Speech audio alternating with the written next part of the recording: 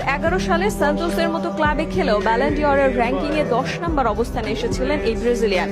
সেই প্রতিভা কোথায় হারিয়ে গেল নেইমারের? একটা সময় তাকে দুর্ভাগা ভাবা হতো মেসি ও রোনালদোর যুগের জন্ম নেওয়ার কারণে। তবে সে সময় এটাও মনে করা হতো এই দুই তারকা ফুটবলাররা যখন অবসরে যাবেন তখন এককভাবেই হয়তো রাজত্ব করবেন নেইমার। অথচ এখানেও দুর্ভাগ্যের শিকার হয়েছেন তিনি। মেসি রোনালদোর জন্য দাপট দেখাতে পারেননি নিজের ক্যারিয়ারের সেরা সময়ে। পরন্তু বেলায় এসে যেখানে মেসি লড়েছেন ব্যালন ডি'অরের জন্য, সেখানে নেইমারের আগেই পরবর্তী প্রজন্মের দায়িত্বটা বোধহয় তুলে নিয়েছেন এমবাপ্পে, হালান্ড। সিনিয়রদের জন্য আলো কেড়ে নিতে পারেননি অতীতে, এখন তার জায়গা নেয়ার আগে জুনিয়ররা হতে চলেছে ফুটবলের ভবিষ্যৎ। দুর্ভাগা সম্রাটের তালিকায় তখন তার চেয়ে বড় দুর্ভাগা আর কেই বা থাকতে পারে?